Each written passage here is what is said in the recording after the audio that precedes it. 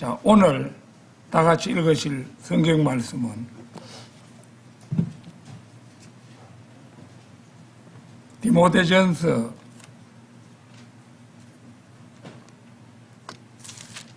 6장입니다. 디모데전서 6장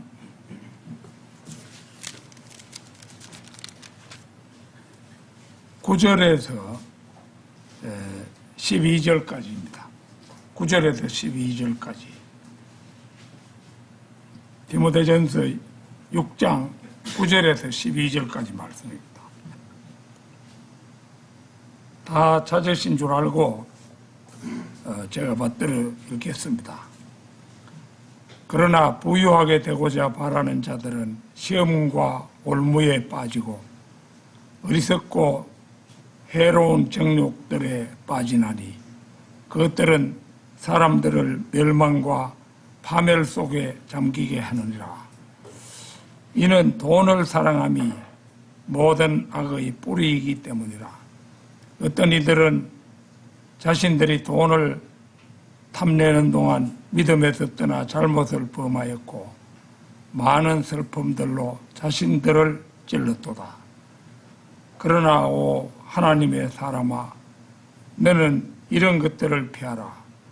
그리고 의와 경건과 믿음과 사랑과 인내와 온유를 따르라. 믿음의 훌륭한 싸움을 싸우라. 영생을 붙잡으라. 그것으로 너도 부르심을 받았으며 많은 정인들 앞에서 선한 고백으로 고백하였느니라.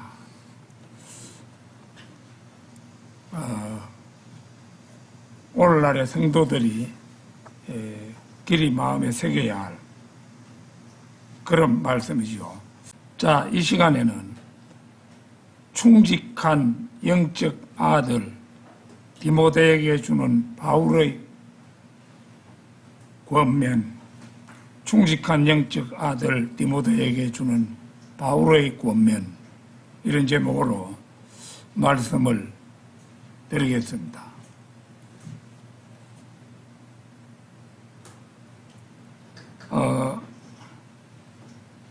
그 9절에 보면 그러나 부유하게 되고자 바라는 자들, 이것은 1933년 이후로 미국에서는 어떤 사람도 돈이 받쳐주지 않는 한 하나님을 위한 큰 일을 할 수 없는 시대가 되었습니다.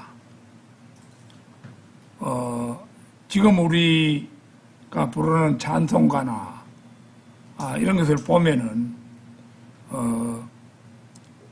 그 1800년대 이 시기에 지어진 찬송가들이 제일 많죠. 그러니까 이제 그 1933년이라면은 이제 2차 대전이 곧 멀지 않아서 일어날 그런 형편에 있는 그런 시대이기 때문에 시대가 많이 타락했다, 이렇게 볼 수가 있는 겁니다. 그래서 이제 1933년 이후로 미국에서는 어떤 사람도 돈이 받쳐주지 않는 한 하나님을 위한 큰 일을 할 수가 없는 시대가 되었습니다. 만일 하나님께서 위대한 일을 하라고 여러분을 부르셨다면 여러분은 곧바로 능력 있는 사람을 찾아 나서야 합니다.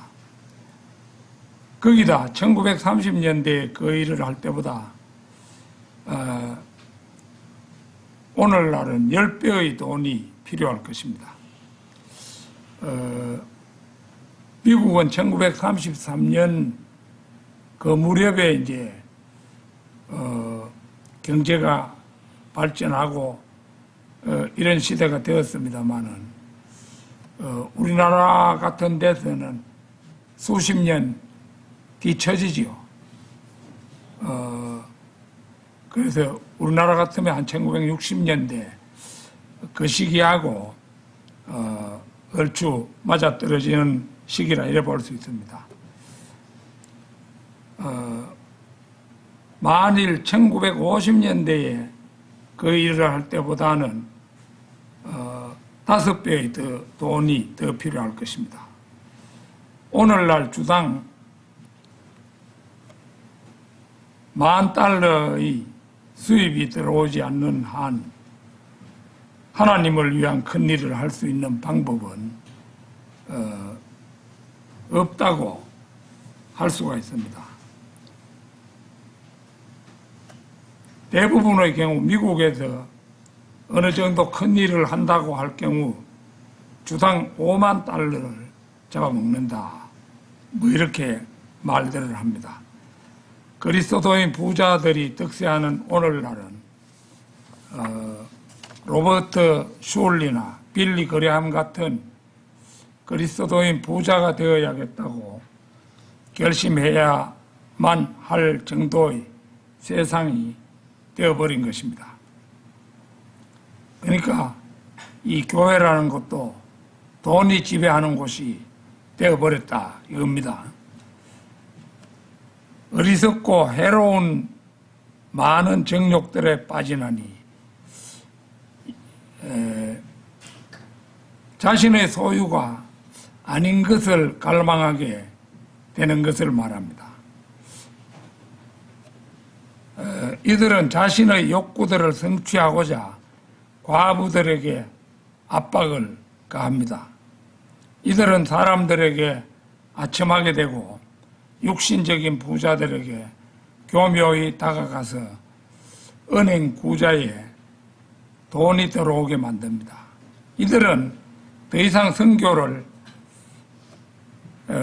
해외 선교 같은 것은 강조하지 않습니다. 이들은 많은 돈을 내는 사람들을 편애하고 돈을 적게 내는 사람을 박해합니다. 설령 돈을 적게 내는 사람이 가장 영적인 사람이라 해도 상관이 없습니다. 우리나라 같은 데도 세속적인 큰 교회들이 있죠. 이런 곳은 부자들이 활개치는 그런 교회라고 할 수 있고 헌금을 엄청나게 성도들이 성도들이라고도 하기도 못하기 때문에 교인들이라고 해야 되겠죠. 엄청나게 그걸 바치도록 만드는 겁니다. 그래서 부를 끌고 모은 교회들이 우리나라에도 적지 않지요.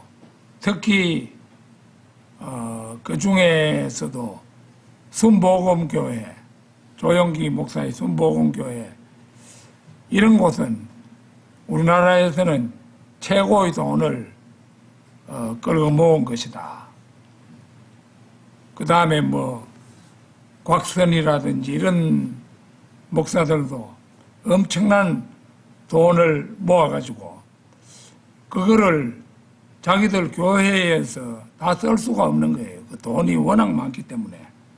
그래서 조영기 목사 같은 사람도 그렇고 곽선이 이런 사람도 그렇고 이제 교회가 북한을 돕는다 이래가지고 수백억씩 갖다 지출을 하고 그러지 않으면 돈을 처리할 수가 없었던 거예요. 그 사람들이. 그런데 이제 역설적인 것은 자기들이 그 뒷돈을 많이 챙기니까 목사들도 돈을 많이 내는 사람을 아주 좋아하는 거죠. 그래서 편애하는 겁니다. 설령 돈을 적게 내는 사람이 가장 영적인 사람이라 해도 이제 상관이 없습니다. 이들은 돈을 빌려준 부자들의 통제를 받게 됩니다. 그런데 대부분의 이런 부자들은 구원받지 않은 사람들이거나 구원받았다 하더라도 전혀 정상적인 그리스도인으로 살아갈 수 없는 타락한 사람들입니다. 바로 이런 사람들로부터 엄청난 압박을 받게 되는 것입니다. 그것들은 사람들을 멸망과 파멸 속에 잠기게 하느니라. 돈에는 독수리의 날개가 달려 있습니다. 잠언 23장 5절을 찾겠습니다. 잠언 23장 5절입니다.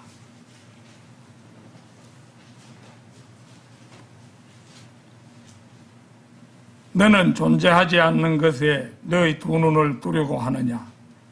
이는 재물들은 틀림없이 스스로 날개들을 만들며 그것들이 독수리같이 하늘을 향하여 날아가 버리기 때문이라. 돈이면 못하는 일이 없죠. 어떤 부자가 죽었을 때 기자가 물어보았습니다. 유산으로 얼마를 남겼습니까? 이제 그리스도인 친척이 그에 대해서 대답을 했습니다. 그는 모든 것을 남겨놓았습니다. 이것은 정확한 대답입니다. 부자가 돈을 많이 쓴다, 이거는 합당한 말이 아닙니다. 부자가 돈을 쓰려고 해도 아까워서 못 쓰는 거죠. 지옥에서 탈출하는 표는 돈으로 살 수가 없습니다. 정결한 여인의 사랑은 역시 돈으로 살 수 없습니다. 마음의 평화, 죄에 대한 용서 또한 돈으로 살 수가 없습니다. 돈으로 살 수 있는 대부분은 쓰레기입니다. 하나님의 선물은 돈 주고 살 수 없습니다. 선물이기 때문입니다. 자, 10절에 보면 이는 돈을 사랑함이 모든 악의 뿌리이기 때문이라. 바울이 이거를 썼던 때와 마찬가지로 오늘날의 세상 조직에서도 돈을 사랑하는 것은 모든 악의 뿌리입니다. 세상의 90% 이상이 변개된 성경을 사용하고 있으면서도 자신들이 들고 있는 성경이 겉으로 보기에 금박은 화려하지만은 많은 진리가 변개되었음을 알지 못합니다. 그들의 귀에 직접 자신이 한 것을 깨우쳐 줘도 그것을 깨우칠 마음의 눈이 없기 때문에 그 다 소용없는 짓입니다. 자, 충직한 영적 아들 디모데에게 주는 바울의 권면. 첫째는 하나님의 사람 디모데에게 의와 경건과 믿음과 사랑과 인내와 온유를 따르라고 말씀합니다. 11절을 보겠습니다. 오 하나님의 사람아, 너는 이런 것들을 피하라. 그리고 의와 경건과 믿음과 사랑과 인내와 온유를 따르라. 바울의 제자 가운데 가장 충직한 제자가 디모데였죠. 그 다음에 아마 두 번째는 디도 정도가 되겠죠. 디도. 그런데 바울이 다 기록하지 않아서 그렇지, 그 외에도 그 사역자가 된 사람들이 많이 있을 겁니다. 그러나 우리가 이제 성경을 보면은 목회 서신 이래가지고 디모데전서, 디모데후서, 그 다음에 디도서, 빌레몬 같은 사람도 사역자 반열에 들어갈는지도 모릅니다. 그런데 그 대표적인 사람은 디모데와 디도죠. 의와 경건과 믿음과 사랑과 인내와 온유 가운데 가장 추구해야 하는 것은 경건이라는 사실에 주목해야 합니다. 가장 이제 밑바탕이 되는 것이 경건이다. 인내와 온유를 따르라. 인내와 온유는 성령의 열매들입니다. 본문에서 말하는 의는 성령의 열매에서 말하는 선함과 같게 볼 수가 있습니다. 갈라디아서 5장 22절 23절 찾겠습니다. 갈라디아서 5장 22절 23절 그러나 성령의 열매는 사랑과 기쁨과 화평과 오래 참음과 온화함과 선함과 믿음과 온유와 절제라. 이와 같은 것들을 대적하는 법이 전혀 없느니라. 여기에서 성령의 열매는 19절과 비교하면 성령의 일들이라고 되어야 할 것 같지만 그렇지 않습니다. 여기서 주님께서는 그리스도인에게 옛 성품과 새 성품 사이의 또 다른 차이점을 보여주십니다. 우리가 구원받기 전에는 지옥을 위해서 일했지만 이제는 우리가 하나님께서 일하시도록 맡겨드릴 때 하나님께서 우리 안에서 일하십니다. 그래서 새로운 생명은 일들이 아니라 열매로 특정 지어집니다. 사랑과 기쁨과 화평과 오래 참음과 온화함과 선함과 믿음과 이 모든 것들은 세상이 추구하는 것들이고 거듭나지 못한 자들이 경배하는 것들이며 쓸모있고 실용적인 것들이고 세상이 직면한 모든 문제들을 풀 수 있는 것들입니다. 23절에는 두 가지가 추가됩니다. 온유와 절제라. 이것들은 주님께 대한 성도들의 관계를 보여줍니다.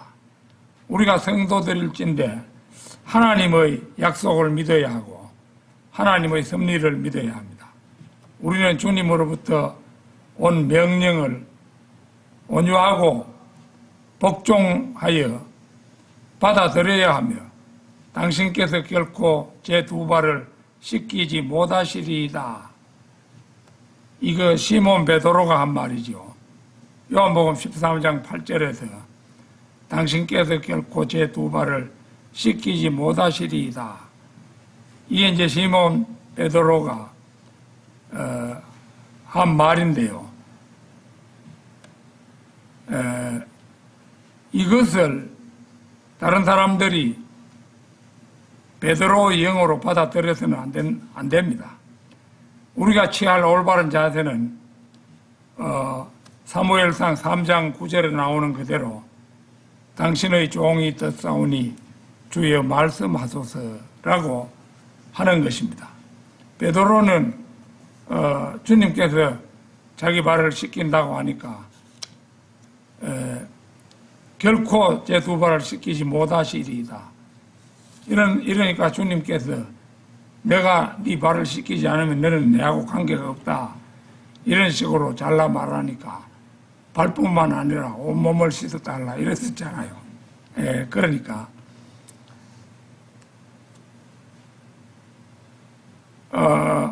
우리가 취할 올바른 자세는 오직 사무엘상 3장 9절에 나오는 대로 당신의 종이 듣사오니 주여 말씀하소서라고 하는 것입니다.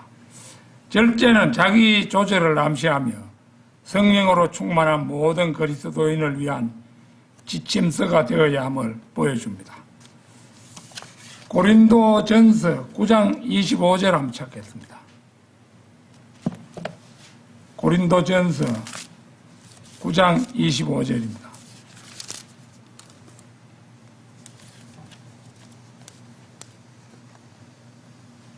그런즉 우승을 위하여 분투하는 모든 사람마다 모든 것들에서 절제하느니라. 이제 그들은 썩을 수 있는 왕관을 얻어내기 위해 그것을 행하나 우리는 썩을 수 없는 왕관을 얻어내기 위해 행하느니라. 우리는 이미 그리스도인들이 상을 목표로 앞만 보고 달려야 한다는 사실을 잘 알고 있습니다. 그 상이 무엇입니까? 그 상이 썩을 수 없는 왕관이라고 말하고 있죠. 이 상은 이 세상의 상들과는 전혀 다릅니다. 우리가 받는 상은 영원한 왕관입니다. 그 상은 우리가 영원 세계에서 영원히 사는 동안 영원히 우리 머리 위에 쓰고 있게 될 참으로 귀중한 왕관입니다. 그 왕관은 올림픽 경기에서 우승한 사람이 시상대에서 잠깐 머리에 얹었다가 쓰레기통에 던져버리는 그런 면류관이 결코 아닌 것입니다. 썩을 수 없는 왕관을 받으려고 경주하며 애쓰는 사람은 분투하는 모든 사람마다 모든 것들에서 절제하느니라고 성경은 말씀합니다. 그리스도인들은 이 상을 받기 위해 모든 것들을 자제하지 않으면 안 되는 것입니다.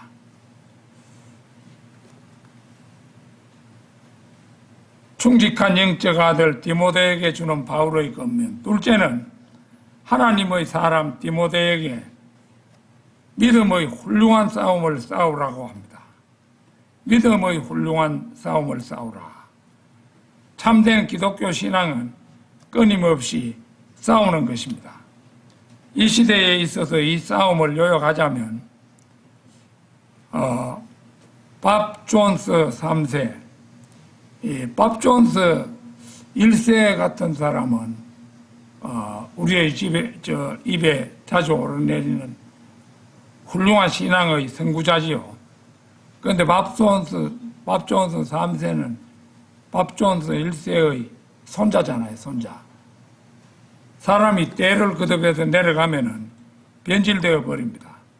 그래서 밥 존스 3세, 그 다음에 이 밥 존스 대학이라는 곳이 있죠. 그러면 이제 이 밥 존스 1세가 밥 존스 대학교 총장을 지내고 그 밥 존스 1세가 총장을 지내던 그 무렵에 우리가 스승으로 모시는 그 르크만 이 사람이 그 밥 존스 대학에 이제 대학생이었어요. 신학교에 다니면서 밥 존스의 영향을 많이 받았었죠. 그 다음에 데이톤 홉스, 척 서윈돌, 슐러 목사, 오럴 로버츠, 제임스 프라이스, 그 외에도 포크너라는 사람, 브루스 같은 사람들의 대항하에 싸우는 싸움, 그게 믿음의 훌륭한 싸움이라는 겁니다. 이게 다 밥 존스 3세니 척 서윈돌이니 슐러 목사니 다 변질된 하나님의 종들이에요. 그러니까 이들에게 동조하면은 같은 사람이 되어버리고 이제 싸워야 되는 겁니다. 이 사람들이 소속되어 있는 모든 알렉산드리아 이단들은 절대적인 권위에 두고 있는 우리들의 믿음을 파괴시키는데 그들의 온 정력을 쏟아붓고 있습니다. 바로 그래서 우리 모두는 싸워야 한다는 것입니다. 우리가 그들과 나눌 것이라고는 아무것도 없습니다. 함께 협력하고 말고 할 것도 아무것도 없습니다. 이런 문제에 관한 한 우리는 타협할 것도 없습니다. 또 이런 문제에 관한 한 부드럽게 될 필요도, 비위를 맞출 필요도, 머리를 조아릴 필요도 없습니다. 더군다나 일생 동안 절대적인 권위를 파괴시키는 이 짓들을 행하는 그리스도 안에서 사랑하는 형제들을 다독거릴 필요도 없습니다. 오히려 싸워야만 합니다. 우리는 싸울 수밖에 없는 것입니다. 오늘날 우리들은 이제 세속적인 저 교회들 그런 사람들과 우리는 각을 세워서 저항해야 되죠. 바울은 믿음의 선한 싸움을 싸웠습니다. 바울은 율법과 선지서들에 기록된 모든 것을 믿었습니다.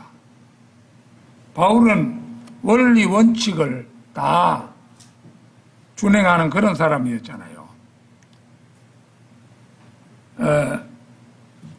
사도행전 24장 14절을 한번 찾겠습니다.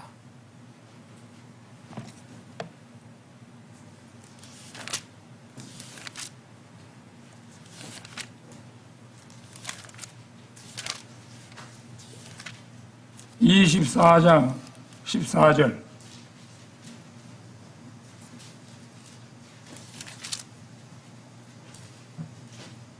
그러나 제가 당신께 이것을 고백하오니 그들이 이단이라고 부르는 그 길을 따라 저는 나의 조상들의 하나님을 그와 같이 경배하며 율법과 예언서들 안에 기록된 것들을 모두 믿나이다. 이거 그 바울의 고백이죠.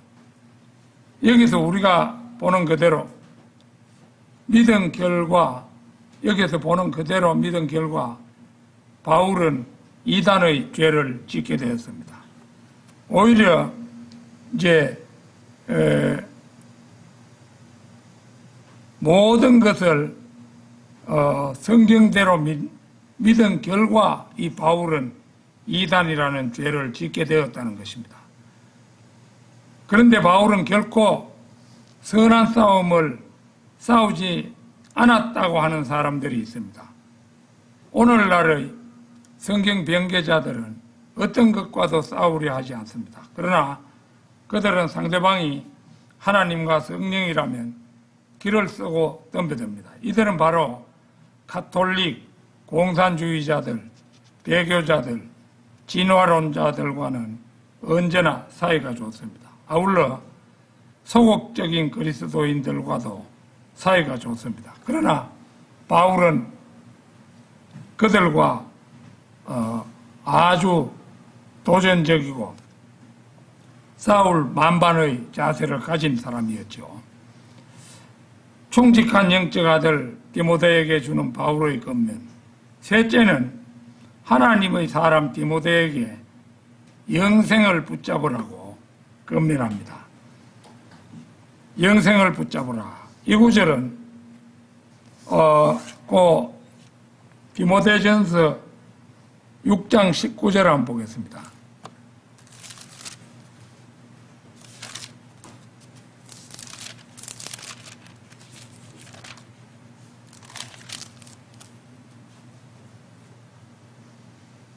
이는 그들로 하여금 선을 행하고 자원하여 베풀며 기꺼이 나눠주게 하여 선한 행위들에 부유하게 되도록 하려 함이라.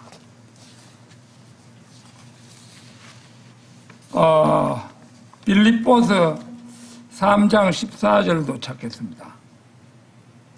빌립보서 3장 14절. 그리스도 예수 안에 있는 하나님의 고귀한 부르심의 상을 위하여 내가 그 표대를 향해 밀고 나아가는 것이라. 그래서 거기 앞에서 영생을 붙잡으라 이 말을 비교하며 읽어야 한다는 것입니다. 본문에서 말하고자 하는 것은 하나님의 자녀가 현재 영원한 것을 소유하고 있고 또 앞으로도 영원히 가지고 있을 것이지만 실제로는 자신이 죽을 때까지 그 영원한 생명을 붙잡지 않고 있다는 것을 말합니다. 사람이 죽으면 그 즉시 영원하신 분 앞에 서게 됩니다. 이사야 57장 15절을 찾겠습니다.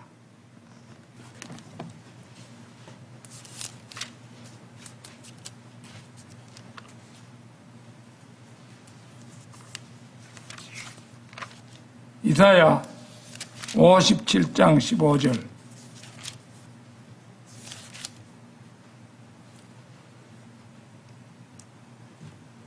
자, 이는 영원에 거주하며 그의 이름이 거룩인 높고 뚝소서니가 이같이 말하기 때문이라.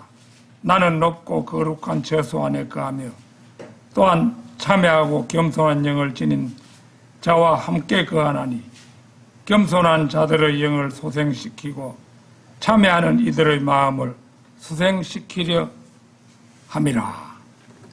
사람이 죽으면은 지상에서 소유하게 되었던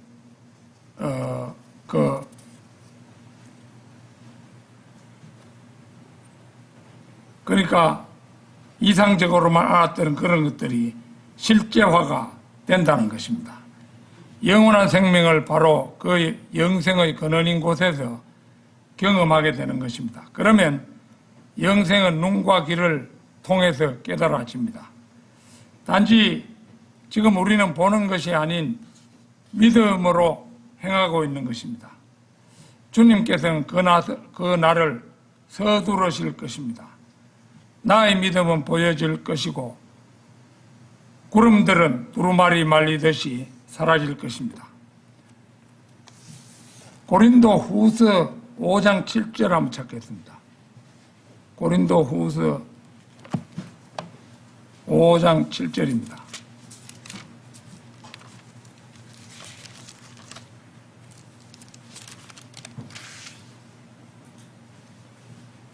이는 우리가 믿음으로 살아가고 보는 것으로 살아가지 아니하기 때문이라.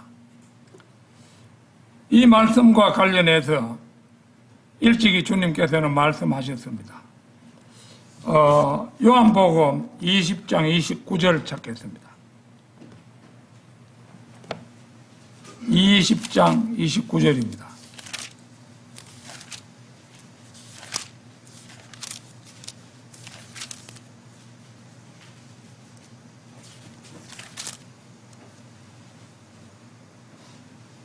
예수님께서 그에게 말씀하시기를 도마야 네가 나를 보았으므로 네가 믿었도다.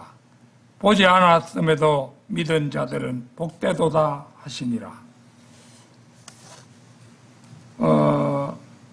그 다음에 베드로전서 1장 8절도 한번 보겠습니다. 베드로전서 1장 8절.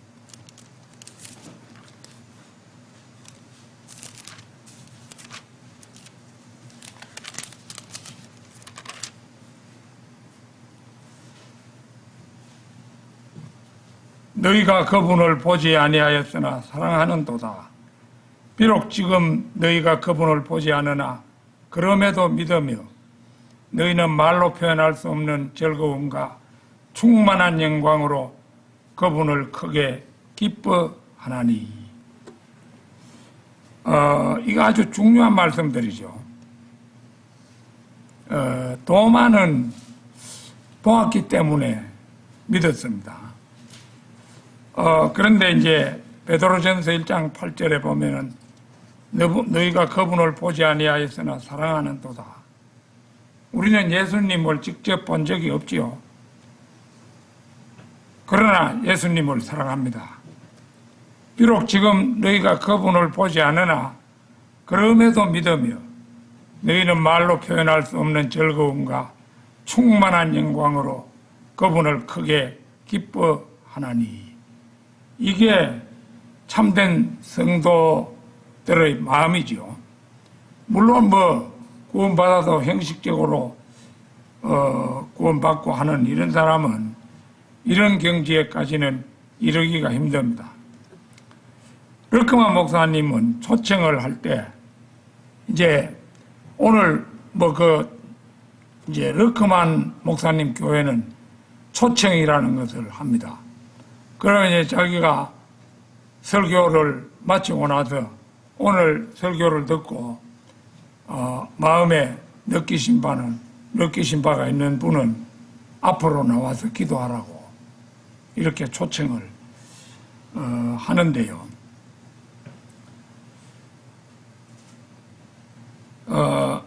초청을 할 때 이 르크만 목사님은 회중이 볼 수 있도록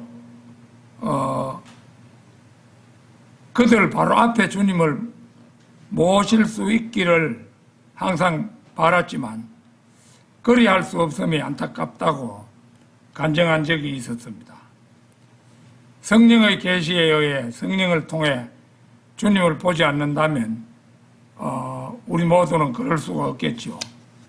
그런데 사실 성령님이 우리가 구원받던 순간부터 우리 안으로 들어와 가지고 우리와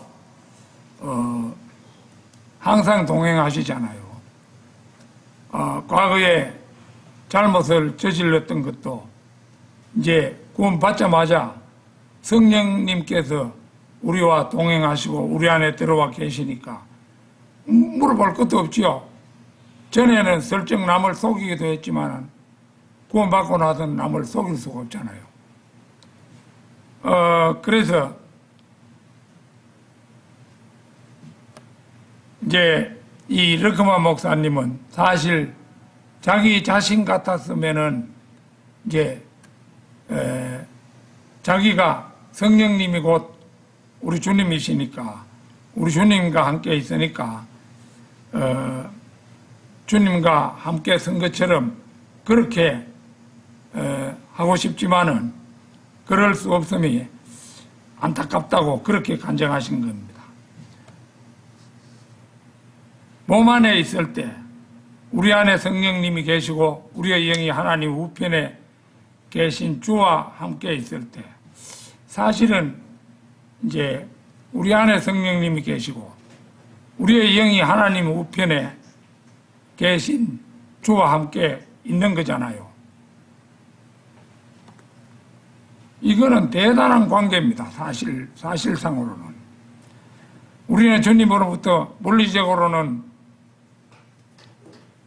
떨어져 있지만은 영적으로는 결코 떨어져 있지 않습니다. 고린도전서 6장 17절 한번 찾겠습니다. 고린도전서 6장 17절입니다.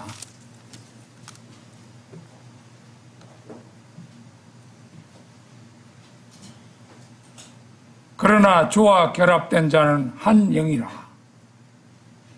자, 이거 구원받은 사람이 주와 결합된 자잖아요. 주님과 한 영이라 이거예요. 한 영이라.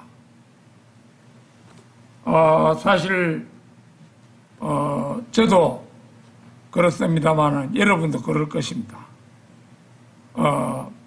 한 영이라 이 말씀을 읽으면은 나와 동행하시잖아요. 이거는. 성령이 나와 동행하시고 우리가 찬송가 아까도 불렀잖아요. 그렇지만은 실제 생활할 때는 별개라고 생각하는, 자기도 몰래 이미 별개라고 생각해버리는 겁니다.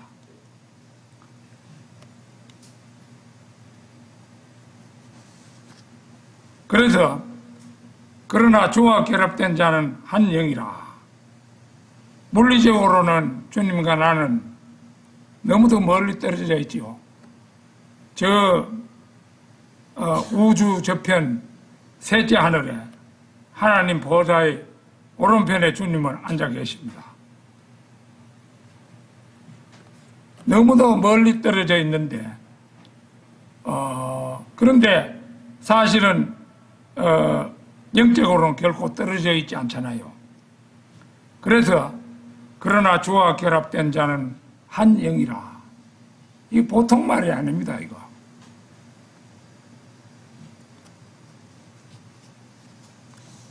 자, 에베소서 5장 30절도 한번 보겠습니다. 에베소서 5장 30절.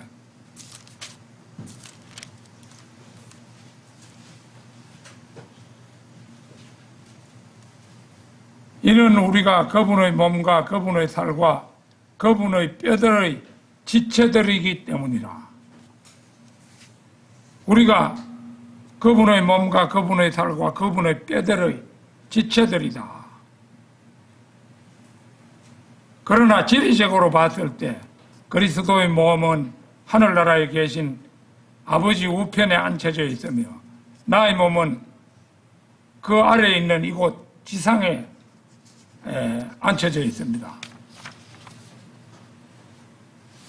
그렇다고 우리는 저 모든 사탄적인 것들과 손에 손잡고 거리는 것은 아닙니다. 이는 그리스도인은 믿음으로 살아가고 보는 것으로 살아가지 아니하기 때문입니다.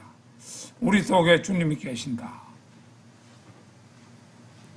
또 우리의 영은 주님의 오른편에 계셔서 우리를 중보하는 주님과 함께 우리의 영이 있잖아요. 그래서 실제로 생각해 보면은 주님과 우리는 너무도 말로 다 할 수 없을 만큼 가까운 사이입니다. 가까운 사이인데 가까운 줄 모르잖아요. 그래서 주님과 하나 되고 가깝게 되는 그런 것에 대한 훈련이 필요하다고 생각됩니다.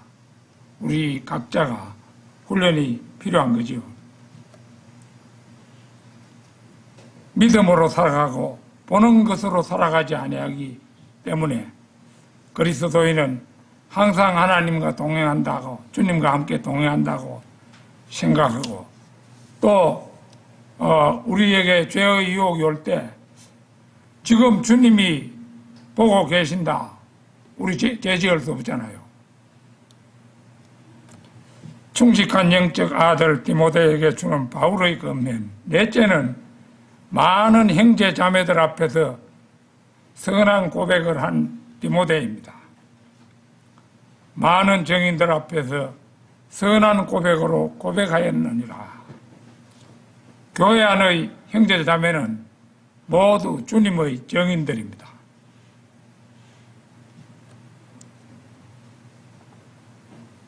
바로 그 정인들 앞에 디모데는 공개적으로 예수 그리스도를 고백했습니다. 그는 한 번이 아니라 수많은 경우에 많은 정인들 앞에서 고백하기를 주저하지 않았습니다. 히브리서 2장 10절 찾겠습니다.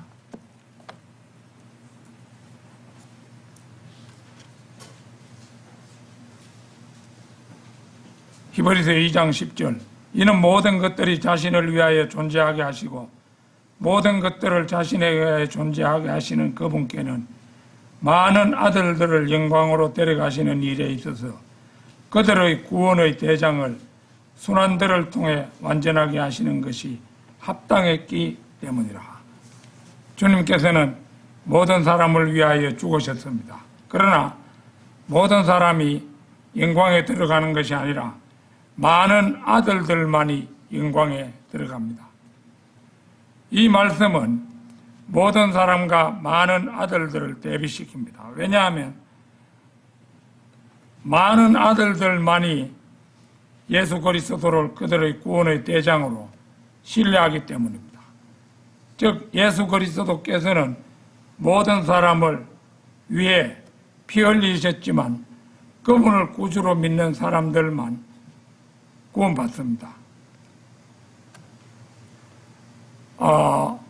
수백 명, 수천 명이 나오는 이런 교회, 많은 사람들이 거기에 앉아 있지만은 그분을 진정으로 구주로 믿는 사람, 그 사람들만 구원을 받는 거죠.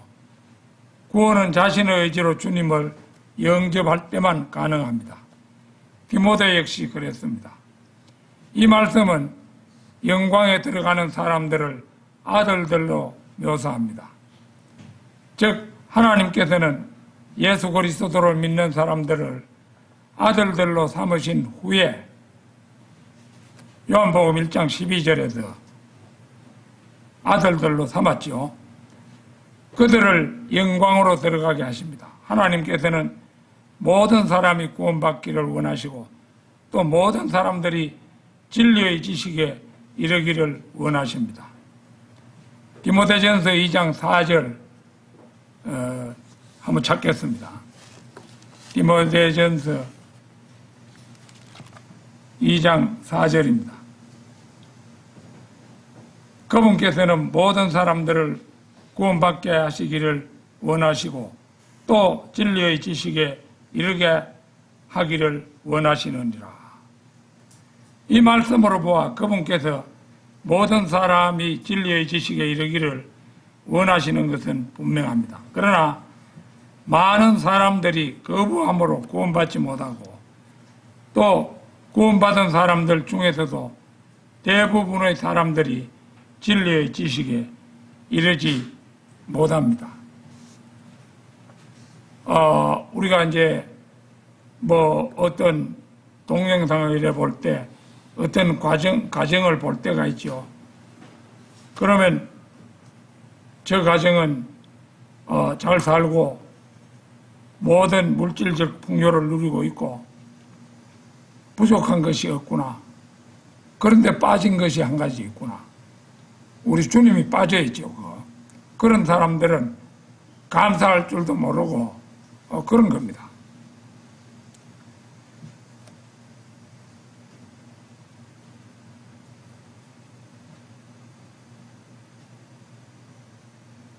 많은 사람들이 거부함으로 구원받지 못하고 또 구원받은 사람들 중에서도 대부분의 사람들이 진리의 지식에 이르지를 못합니다.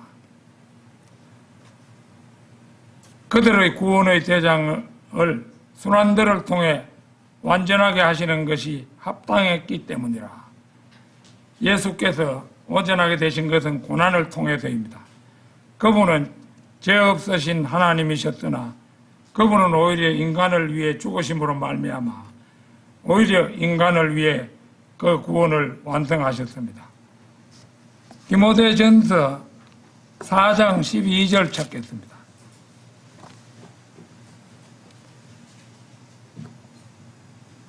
(4장 12절) 어떤 사람도 너희 젊음을 멸시하지 못하게 하라.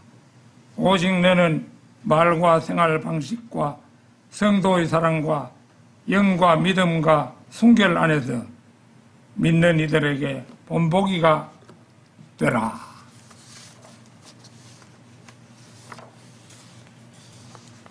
보는 것처럼 디모데는 믿는 자들의 본이 되는 일을 힘쓰겠다고 고백했습니다.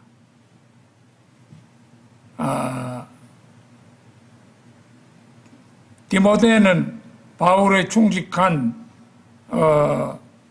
영적 아들로서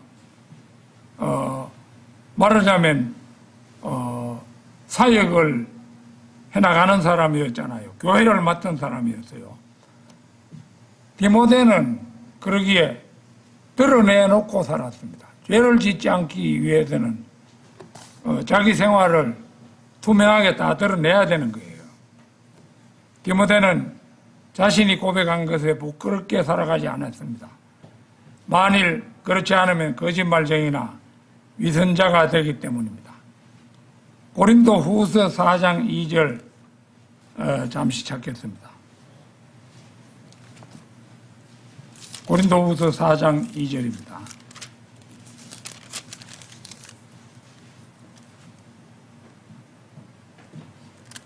다만 우리는 부정직한 숨겨진 것들을 배격하고 감사함으로 살아가지 아니하며 하나님의 말씀을 가득한 속임수로 다루지도 아니하노니 오직 진리를 명백하게 드러내므로 하나님의 목전에서 각인의 양심에 우리 자신을 추천하노라. 바울의 진면목이 작은 가림막 하나도 없이 드러나는 선언이라고 할 수 있습니다. 사역자는 드러내놓고 정직하게 행해야 합니다. 물론 사역자뿐만 아니고 그 사역자에게서 배우는 성도들도 마찬가지지요. 그에게는 비밀리에 행하는 것이 아무것도 없어야 합니다. 모든 것이 공명정대하고 공개적이어야 하며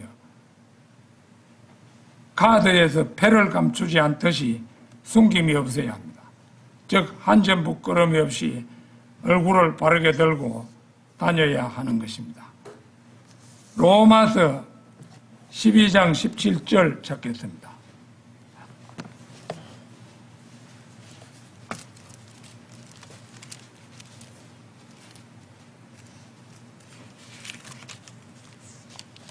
(12장)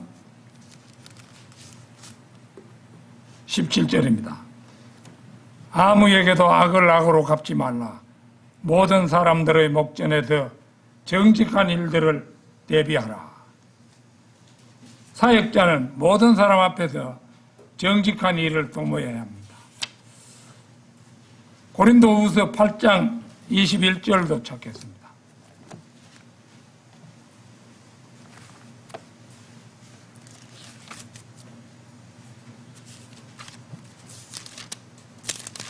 고린도후서 8장 21절. 주의 목전에서뿐 아니라 사람들의 목전에서도 정직한 일들을 위해 대비하라. 보다시피 그 결과는 속임수나 교활함이 없는 솔직한 인생이며, 그러한 인생을 사는 사역자는 더 이상 그것을 관리하기 위해 자신의 평판에 대한 걱정 같은 것을 하지 않습니다. 사람들이 뭐라고 생각하든 그건 그들에게 맡겨두는 게 현명합니다. 하지만 성실해야 한다는 사실을 잊어서는 안 됩니다. 사역자는 그가 다루는 사람들에게 자신을 공개해야 하며, 발뺌, 극구밍, 감쪽같이 속이는 일과 적석에서 감성을 자아내거나 바라던 결과를 얻기 위해 미리 계산하고 조작한 발언이 없어야 합니다. 바꿔 말하면 위선자가 되지 말라는 것입니다. 우리는 이 목회 서신을 한번 여러분 시간이 있을 때 쭉 읽어보십시오. 조금의 거짓도 없고, 바울이 사도라고 해서 자신의 가르침을 받는 제자들에게 무슨 위대한 사람인 척 하거나 또 제자들을 얕보는 척 하거나 이런 것이 전혀 없습니다.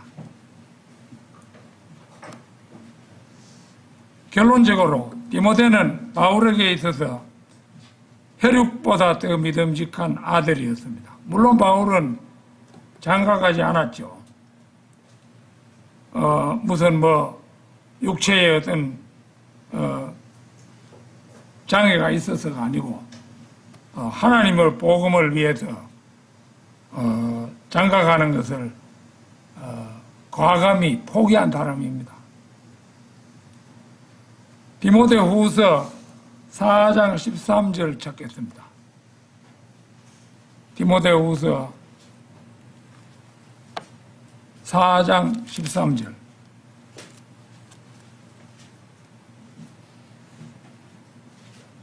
바울이 이제 디모데에게 부탁하는 말이 나오죠.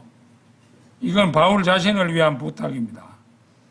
네가 올 때면 내가 트로아스에서 카르푸스에게 남겨둔 망토 이게 우리가 과거 배웠던 성경에는 외투라고 나옵니다. 외투를 네가 챙겨서 가져오라. 그리고 책들을 가져오되 특히 양피지들로 된 것들을 가져오라. 바울의 지금 형편은 어떤 형편인가 하니 로마의 감옥에 갇혀 있던 때였습니다. 이게 지하로 약간 들어간 그런 이제 높이에서 앉아가 있는데, 지하 아주 깊은 곳이면 모르겠지만은 그런 정도니까 이게 겨울에는 굉장히 추웠다고 합니다. 오솔오솔 추운 거죠. 그러니까 이제 이 디모데에게 그 카르푸스의 집에다가 맡겨놓은 그 망토를 챙겨 가져오라는 그런 당부를 하고 있습니다.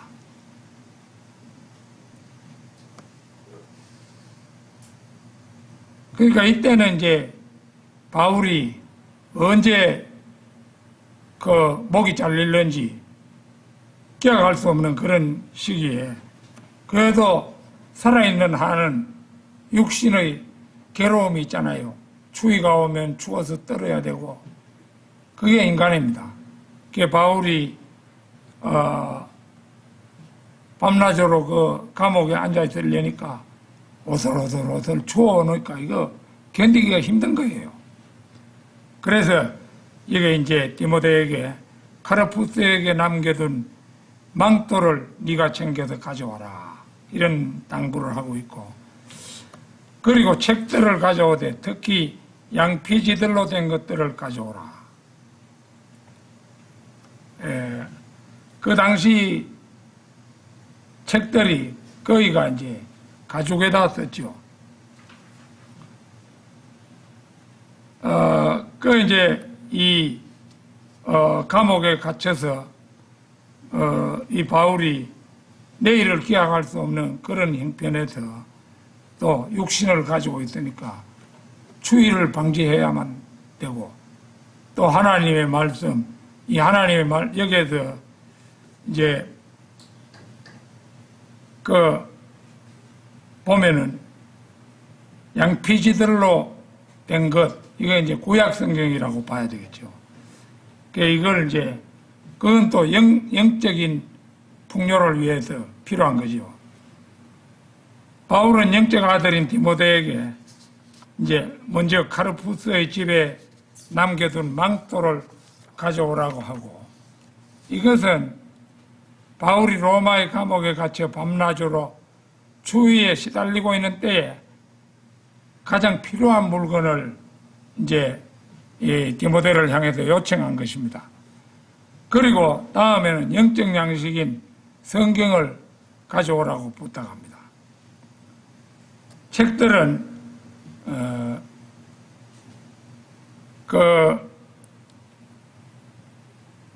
주석에는 찾아보니까 파피루스로 된 코덱스들이었을 것이라고 추정을 하는데요. 이것은 그리스도인들이 오래전부터 사용한 것인데 알렉산드리아에 있는 서기관들이 고급 가죽 코덱스들을 만들기로 결정하기 오래전이었습니다.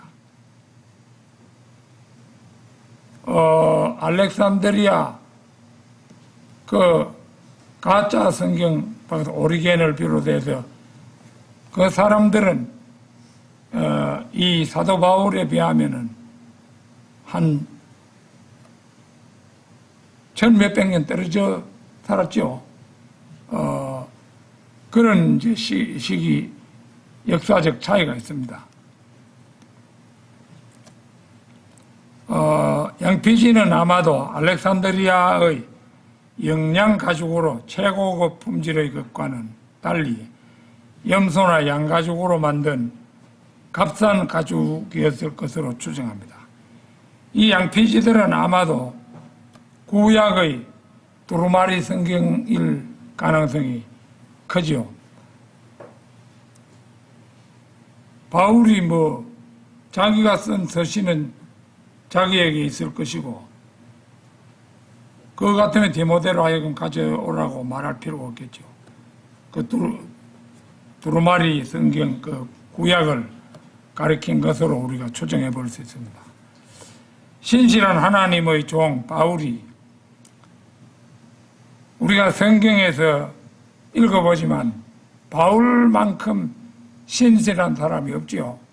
베드로도 주님의 수제자라 하지만 사도 바울 앞에 걸리면은 조그마한 거 하나라도 딱 걸리면은 얘기하는 겁니다.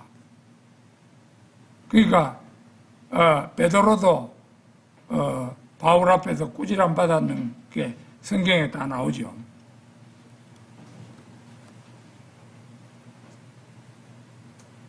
신실한 하나님의 종 바울이 일념으로 고대하고 있는 망토와 두루마리가 영적인 아들 디모데를 통해 무사히 바울에게 전달되었는지에 대한 후일담은 성경 어디에도 전해지지 않고 있죠. 디모데가 제대로 갖다 줬는지, 그래가지고 얼마나 바울이 추위에 떡을 보았는지 이거 뭐 알 수가 없어요. 어쩌면 그게 미처 전해지지 못하고 디모데가 바울이 갇혀 있는 로마 감옥을 향해서 달려가고 있을 때 바울의 목이 달아났을 수도 있지요. 혹시나 망토와 두루마기가 전달되기 전에 바울이 참소됐는지도 모른다는 생각이 저는 오래전부터 그 생각이 들었습니다만은